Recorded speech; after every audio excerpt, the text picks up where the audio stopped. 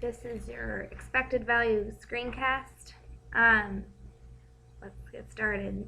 This equation right here is the expected value equation. So what it's saying is that the expected value, which is what you expect to earn when you're doing probability, when you're playing a game or something like that, will be equal to the payoff for your first probability times that probability plus the payoff for your second probability times that probability, and so forth for how many different situations that you are. Then this note right here is that the payoff should take into account any buy-in price. So a lot of the times when you play a game, whether it's at a casino or just at your home or whatever, you have to pay to play the game, and so you have to take that into account. So we'll see an example of that problem in a second. So our first problem says, what is the expected value or expectation? That's a different way that they'll ask you the question, is what is the expectation that Hannah wins $10 if a die rolls a 6 and she loses $1 otherwise. Let's move this up so we can write. Let's get started. So our probability of rolling 6 is the same as any other kind of roll. So it's 1/6 for a die, and the probability of rolling not 6 is going to be 5/6, because you can roll a 1, a 2, a 3, a 4, or a 5, and there's 6 total options. So our earnings, so this will be like P1, this will be like P2. Our earnings for rolling a 6 will be $10, and our earnings for rolling not a 6 will be negative $10, and or negative $1. And the reason that is because it says that you'll lose $1 if you don't roll a 6. So to use our formula, we just go E, our expected value, equals 10 a sub 1 times 1/6 plus negative 1 times 5/6, and that's going to equal 5/6, which, because we're talking about expected value, we're talking about the amount of money she's going to be earning, it's going to be about 0.83 cents. So what this is saying is every time Hannah plays this game, she should expect to earn 83 cents. And notice how that's not necessarily an option for what she's winning, but it's saying that over time, in the long run, each time she plays, she'll be earning 83 cents on average. All right, here's our second problem. It says a die is rolled and you receive $1 for each point that shows. What is your expectation? Let's do the same thing with E equals. So this little blank here will serve as if we rolled a 1, a 2, 3, a 4, a 5, or 6. So it's the same as all the die rolling problems. Our probability is going to be 1/6 for each one of these.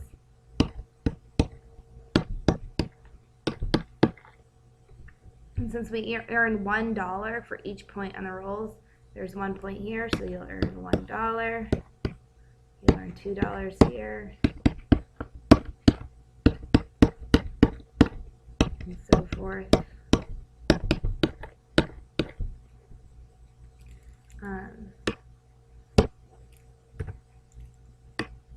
So now we just have to simplify, and the easy way to simplify this is to factor out the 1/6. 6 plus 5 plus 4 plus 3, which we've seen this before is 1/6, and this can be rewritten as 6 factorial, which is going to give us 21/6, which is $3.50. So playing this game, when you just play it once, you're expecting $3.50. Again, notice how it is not something that you actually can earn, but in the long run, that'll be what you do earn. All right, take a second and pause the screencast to read the problem, and then we'll get started. So it's asking us for our favorable condition is that we get to land on a multiple of 3. So on the spinner, there's 1, 2, 3 options to get a multiple of 3. So our probability of getting a multiple of 3 will be 3 out of the 8 total slots. The probability of getting not a multiple of 3 will be 5/8.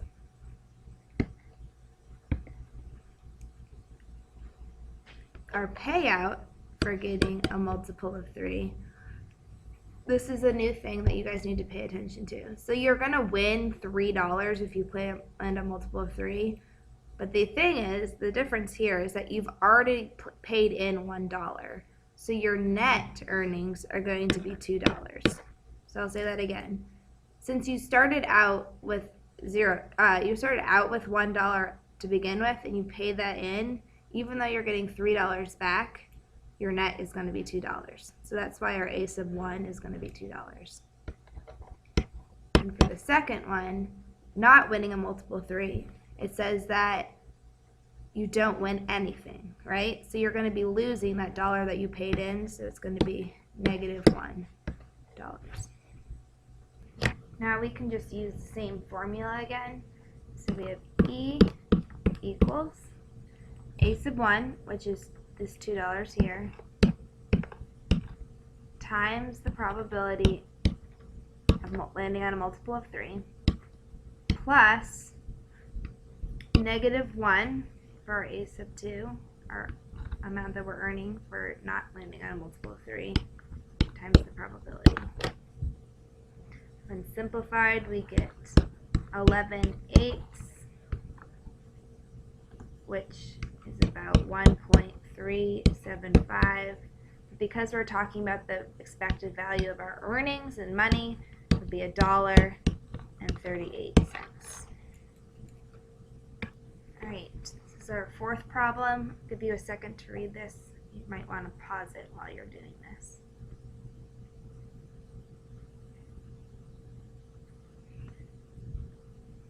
So it says that when we play this game, we get $1. We get $36 if it lands on the number that you chose. So the probability of the number chosen is going to be 1, because you're only choosing one number, out of 37. The reason it's 37 is because there's 37 different spots that the ball could land on our wheel. Okay? And the probability of getting a not chosen number is going to be our complement to that. Or we could just know that there's 37 spots, so that's 36 out of 37. Our payout for getting the probability of the number chosen is, it says that we get $36, but again, we paid in $1 to play, so our net earning is going to be $35, and the payout for getting not chosen, we're not getting anything back, right? You win nothing, but because you paid in, it's going to be -$1.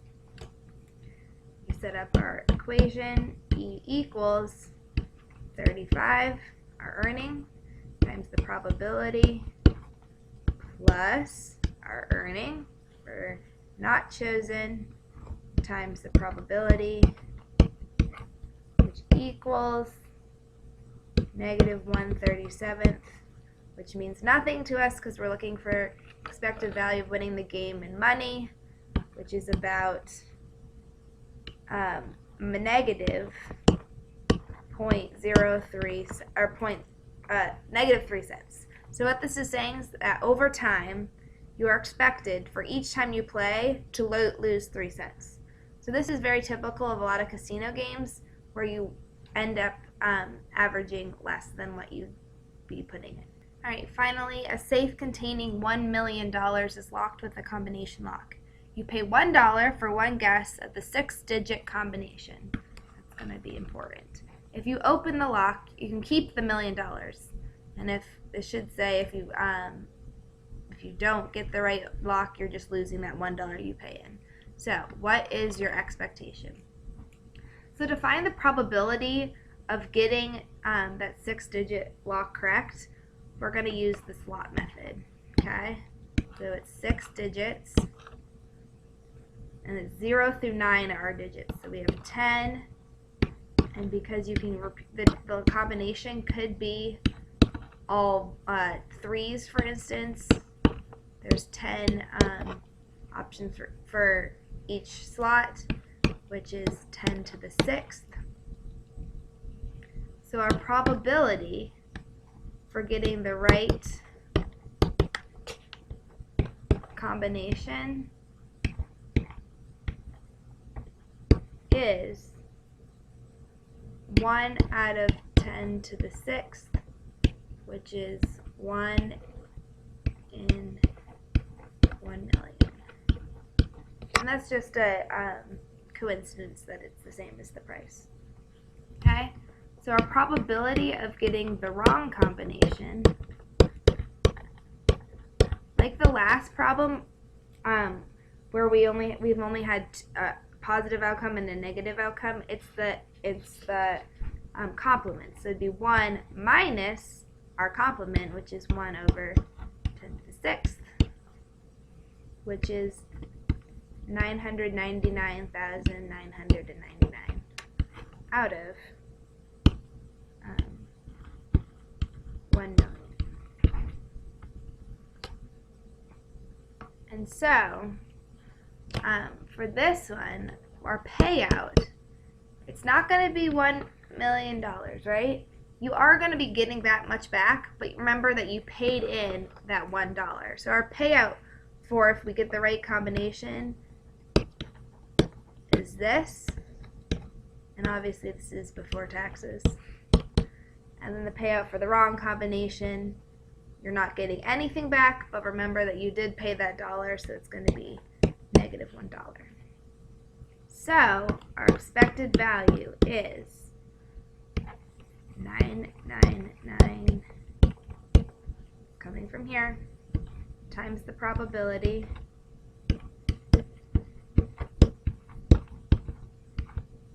plus our expected value for getting a wrong combination times the probability